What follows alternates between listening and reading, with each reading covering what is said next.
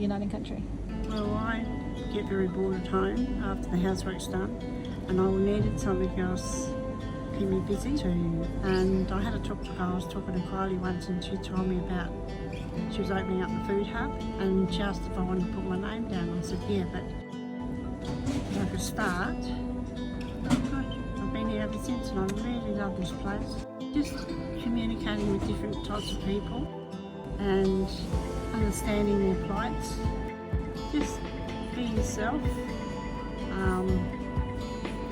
Have to be kind and considerate and think of others. Have to like put yourself in their shoes. Yeah. How you would feel if you were there. That's all I do.